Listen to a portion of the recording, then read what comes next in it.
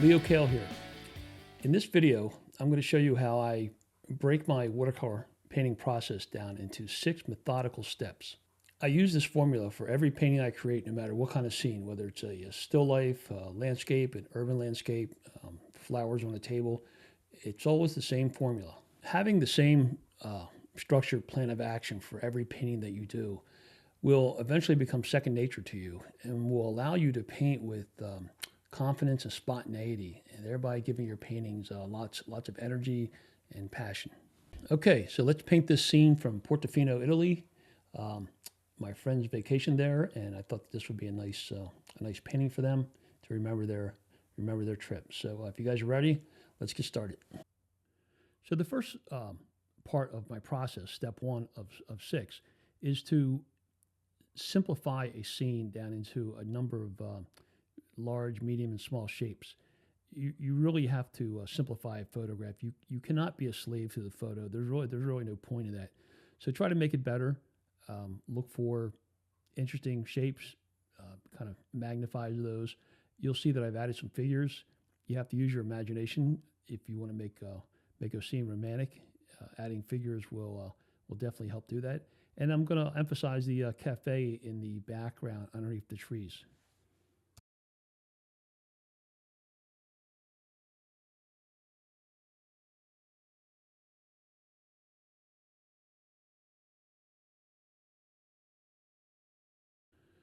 Okay, so step 2 of my process is to put down a very warm, viscous, almost wet into wet, although I am working on dry paper here, to create a very glowful foundation for this painting so that these warm hues will glow through in the final painting. The buildings have a beautiful kind of pastel yellow and pastel red, I guess, colorization. So I'm going to try to suggest that. But at this stage of the game, I'm really thinking about translucency. I want to make sure that everything I'm putting down, all the pigment I'm putting down, will allow light to easily pass through it, hit the white paper, and come back through it, kind of like a stained glass effect, if you will.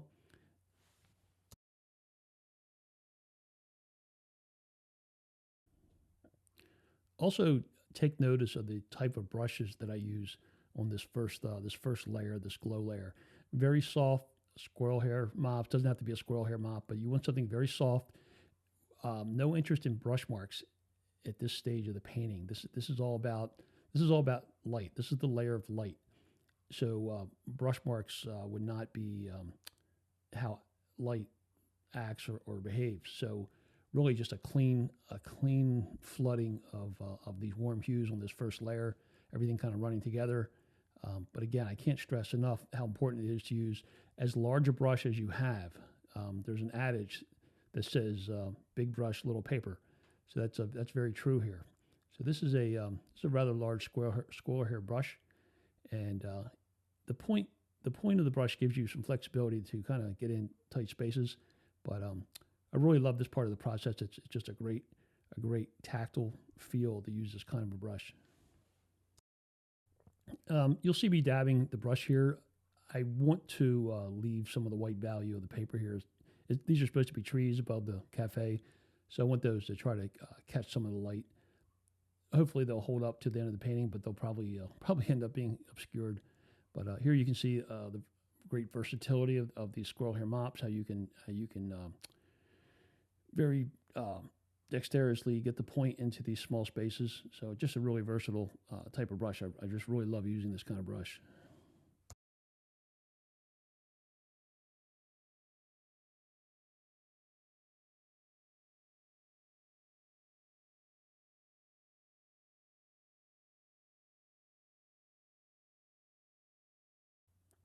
Okay, so more warm hues. Some of the I guess walkway or pathway has kind of a warm clay feel to it. The the only other thing you need to consider during this layer is where your whites of the paper are going to be. So you want to protect your whites and paint around those. But really, you really can't mess this layer up too much, other than not protecting your whites, your white shapes. Okay, so continuing along here, you'll see me getting much more, I guess, much stronger hues for the buildings on the right. They're kind of in shadow, so they're going to end up being stronger, darker value. But still, this layer is very translucent. Um, this is my light values. You can see going around the awnings here, so protecting my white awning shape, very important. But you can see how because everything's so wet, you can see how the hues run together. That's also a very important part of this layer, is to let these hues run together, and this will help. I feel like this helps create great continuity at the end of the painting. This layer of hues that kind of blend together will create a cohesiveness for the final painting. Okay, cruising along, you can see I'm trying to protect some of the lamps that protrude from the building. Again, protecting the white awning. Little stronger hues here at the bottom. And the next thing is to introduce a nice warm blue sky. And you're going to see me allow these blue hues to just run down into the painting. So you're really interconnecting all the shapes. It also helps to create depth in a painting, that the sky shape will blend with the shapes in the background. So again, a painting, any kind of painting, not just a watercolor painting, is a collection of shapes, and how those shapes interact with each other is extremely important. Okay, having mentioned the shapes as a side note, the biggest difference between amateur painters and professionals are professionals paint shapes and amateurs paint things.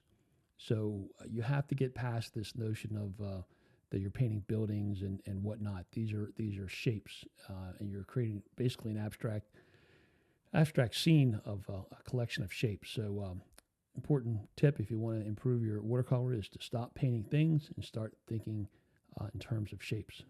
Okay, so we got a little ahead of ourselves there. This is step 3, middle values.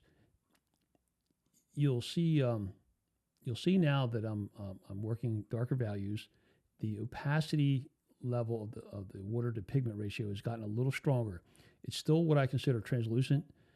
Basically, you're looking through shadows at this point. So we're now going to cool the painting down. We've put most of the color down. And by the way, look how much that initial glow layer has dried back. So that's something to keep in mind, is just how much that first layer will actually dry back. It dries back about 50%. So keep that in mind when you do the first layer. But you can see here, I'm working in a continuous wash. So I'm thinking about this as a wash, and it's really going to be an interconnected series of wash shapes. And again, keeping in mind the translucency level at this point, not getting opaque in any way, shape, or form yet. Even though you see some of these dark sections, they will dry back quite a bit. At this stage of the painting process, this middle value set of washes, I'm really thinking about light and how light casts shadows throughout the scene. So the light is kind of coming from behind this building on the right, kind of shooting into the face of the other buildings. So really conscious of what the light is doing, the kind of shadows it's creating. You'll also notice that I'm not paying a whole lot of attention to the reference photo. The reference photo was great, helped me to visualize the buildings and the scene. But once you understand where the light's coming from, and you've created your forms within the painting, you're really just kind of winging it. You're understanding how the light's coming in. I'm not looking at the photograph for references for shadows. I understand where the light's coming from. It's a bright sunny day. The sun is coming from behind this building on the right, so you know that there's going to be shadows. So don't get hung up on trying to mimic or copy the photograph. It's fine to look at it, kind of get it as reference again, but use your imagination and picture the scene in your head. You'll see that I'm painting the building on the right. It appears to be very dark, but this wash, it's really burnt sienna and ultramarine blue, is going to really fade back. So it may look strong right now, but it will fade back quite a bit. One of the things I liked about this scene was the dramatic light coming in from behind these buildings, striking the buildings on the left. If you want to create the sensation or the phenomena of light in a watercolor painting, you've got to create great disparity. So the strong values on the right will really help make the buildings on the left feel like they're sun drenched. So while the pigment on the building in the background is still moist, I'm going to go ahead and dab in some details and some windows. The reason for this is because it's wet. They're going to look very soft and out of focus, and that's going to help make that building recede. So I got the wild idea to really be dramatic with the light striking the buildings on the left. So you're going to see me throw some very aggressive shadows across the face of this building. Again, just to kind of emphasize the light that's coming in from behind the buildings. So this is a good example of not being a slave to a photograph. So much of watercolor art is using your imagination and being bold and expressive, and these brushstrokes are very expressive. So without them, it could end up being a bit of a static or stayed painting. So look for opportunities to be expressive at this stage, and just go for it. There's nothing bad that can happen. So using a little bit of clean water on my shadows that are streaking across the building facade there, just to kind of soften them up a little bit so they're not too dark. So again, using the soft squirrel mop, you can see how important this brush is. You can see how soft the washes are that I'm putting down. If you used any other kind of brush other than a mop here, you would see all these little brush marks, and it would not be a good effect. So I can't stress enough the importance of using these big soft mops at this stage of the process. So you'll see me use some soft Kleenex here, and to wipe away a little bit of the pigment at the top of the buildings here. A Kleenex is a very important tool in the watercolor process. You don't want to use paper towels. They're too coarse and they will scratch the surface of the paper. So just a plain old Kleenex tissue, not the scented kind. They have oil in them. You just want a plain Kleenex tissue for dabbing up drips and to soak up some of your excess pigment. So at this point, you're going to see me try to suggest some trees. And anytime you add trees or foliage to a painting, if you try to paint it in by hand, it's just not going to look natural. So anytime I do foliage or bushes or trees, generally I'm going to use a splatter effect just to create a random kind of a wild effect. Very, very important for adding trees to a scene. Don't try to paint them in. Always use some sort of splatter approach to suggest foliage. So I don't know what kind of trees they were, but I feel like they needed a bit more green. I believe this color is some sort of olive color. I'm not real good on names of paint colors. I just go by, are they warm or are they cool? And maybe in a future video, I'll do a talk on color theory for watercolor. But if you look at my palette, there's not a lot of choices. You mostly have a warm and a cool version of each of the primary colors, and then a few extras. But very simplified approach to color. So now I'm going to move back to the right side of the painting. The way the sun's coming in from behind this building, it would be very natural for this to be in heavy shadow. This foreground on the right hand side, there's going to be a lot of shadows. So that's what I'm doing now, is to try to envision a very shadowy area in this front right corner. I'm going to splash a little more of this olive green color around. There was a lot of potted plants and whatnot, so I think it would be nice to carry this kind of earthy green across the base of this painting.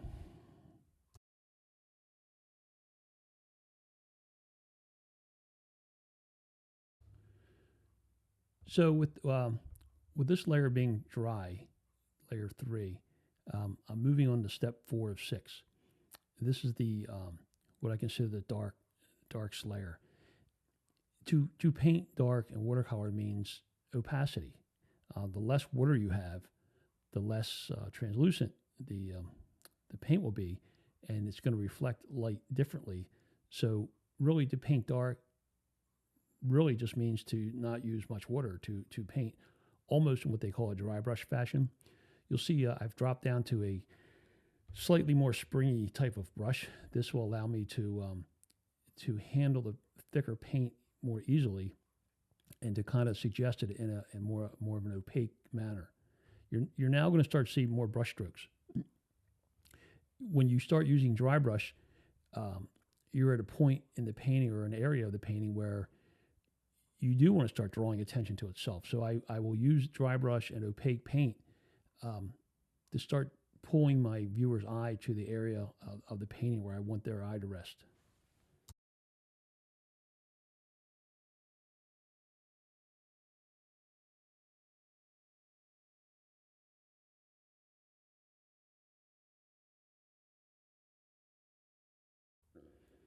So even though we just got done talking about dry brush, there's still opportunity to come back with some more washy type applications of paint. Maybe not as thick as the dry brush, but still dark. So I'm always getting darker at this point. I'm gonna strengthen some of the shadows in this lower left hand side. Some of these potted plants I believe would be casting interesting kind of abstract shadows, which is always a cool thing to do. Is to look for interesting patterns of shadows and light.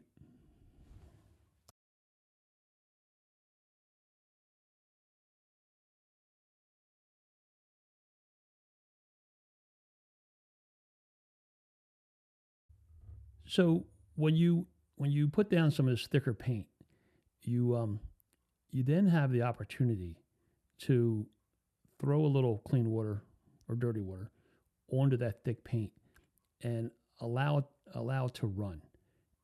I feel like if every part of the painting you were in control of, you end up with a boring watercolor painting. So you're going to see me have a little fun here, and I'm gonna introduce a lot of moisture, and I'm going to let the paint run and create kind of a slightly mysterious area, this lower left corner, and just a fun thing to do. You need to let the paint participate in the process.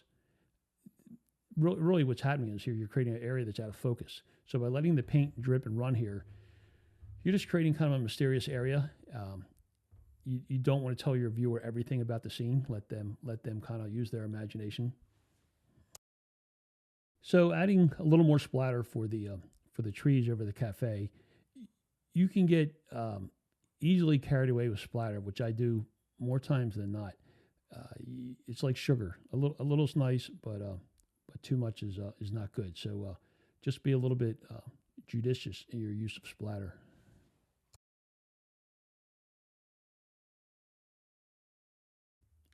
I felt like the area underneath the awning was not strong enough, and by making this darker, more recessed shadows, it will help make the awning shape pop a bit more as well. So really wanted this lower right corner to be quite dark, and that will help bring it forward in the scene, but it will also help push the other buildings back. So you're creating this kind of yin and yang approach of dark against light. So suggesting more darks, I'm using a very small squirrel hair mop. It's one of my favorite brushes. It's still a mop, but it's very small, and it allows me to put down soft strokes without being too obnoxious. But I have more control because it's so small. So you can see me making good use of this little mop. Again, adding some viscous pigment here to let it kind of run down. Again, it creates a kind of an out of focus effect, which I feel is really important. The out of focus helps to draw attention to my main figure, which is the lady walking towards us in the white jacket. Okay, so we're about 85% of the way through this painting. Now it's on to step 5 of 6. This is the detail where I go in and I start adding details into the scene. So Here, dabbing in a few of the shutters on the buildings in the background, done very quickly, very suggestively. The more time you spend on something, the more time your viewer is going to look at it. So if you don't want them to focus on these windows, give them very minimal effort. This detail phase, this step 5 of 6 of my process, is extremely important. This is where I create a story. This is where I add excitement and energy to the painting. If you skip this step, you end up with a pretty ho hum scene. So it's really this. Some artists call this the jewelry. Some people call it the cheesecake. Some people call it the details. Whatever you want to call it. This will bring your painting to life. So getting proficient at adding these details will make a huge difference in your paintings.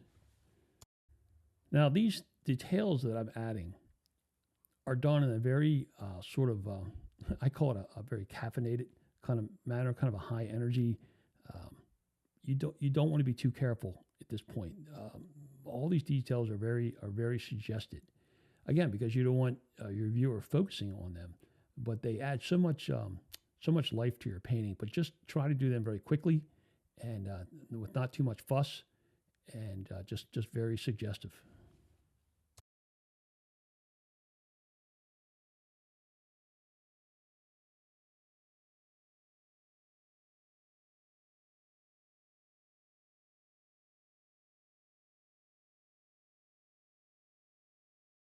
So here I'm adding a little bit of detail to some of the lamps coming from the building. Just they have kind of a wrought iron effect. So just a little bit of black to suggest some of the ornate nature of these brackets, but not too much. Just again, like I said, very suggestive.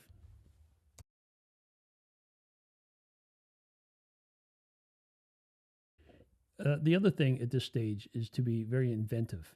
You're going to look for things that are not necessarily in the reference photo. Things like TV antennas on roofs, electric lines, telephone lines, all kinds of little. They're kind of like graphical devices to help steer your eye into the painting. So especially things like phone lines are really handy for tying two sides of the painting together, or to guiding the viewer's eye to your focal area. So think of all these details as graphical elements, more so than actual things.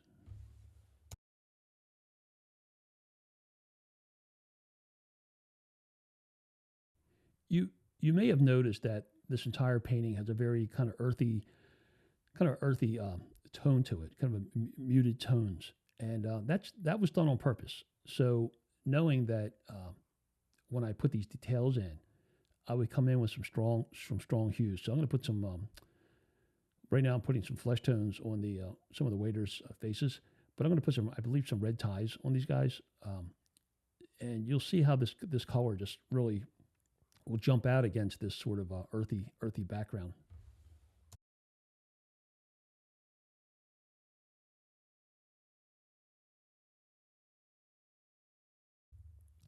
This, for me, this is a very satisfying part of the painting, adding these details in, because you can really have a lot of fun.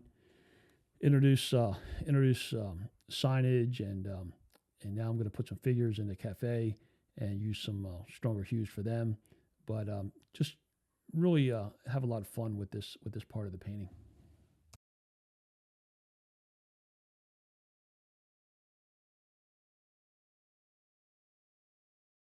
You may have noticed the waiters in the white jackets, and also the lady in a white jacket. Again, that was done on purpose to draw your eye right to this activity. There's nothing like a pure white of the paper to just be an absolute magnet for your viewer's eye. So some folks will use white of the paper everywhere. For me, it's a very strategic. It's a very strategic value to make use of. So I make use of the white of the paper in a very careful manner. I don't squander it everywhere. I save it for important parts of my scene.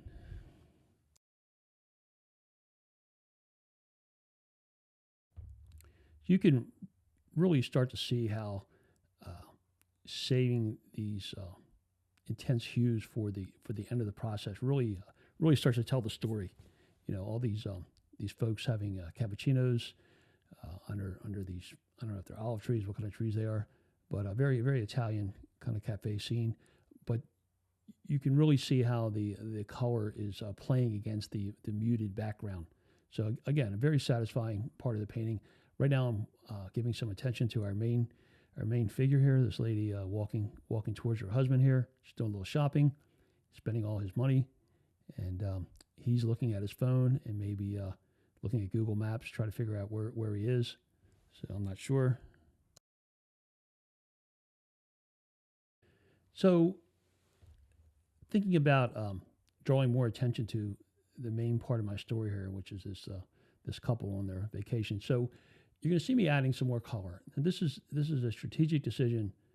I have no idea what these blobs of color are, but they are a great way to pull the viewer's eye to the area that you want them to settle upon. So don't be afraid to invent things and add color where you need it to add excitement to your painting. Here I've added some, I believe, some Chinese white to some of this olive green to kind of, put a few highlights on some of the bushes, and I believe there's some steps and whatnot in the foreground here, but nothing wrong with adding a little Chinese white to your pigment to give it a little bit of light. It's almost impossible to paint everything without using any white. I know some watercolor groups frown on that, but I think it's a perfectly valid thing to do. Okay, so almost done. Now we are on the very last step 6 of 6 total steps, and that is to strategically add some highlights to important figures. So here I'm adding some highlights to the gentleman in the foreground. I believe I added some highlights to the edge of the awning here, just to help, again, pull your eye where you want it to go. So very great use of highlights. You don't want to use too many, but a few highlights will really help your painting a lot. You can see I'm adding a few highlights to some of the waiter's shoulders here. It really makes them look like figures. So just a beautiful technique to do at the end of your painting.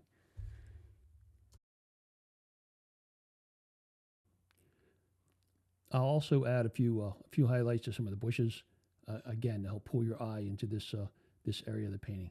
So I think that's about it. This is the finished painting, a very impressionistic, romantic scene of Italy, and I'm never interested in accuracy, only mood and ambiance. So that's how I measure whether my painting was successful or not.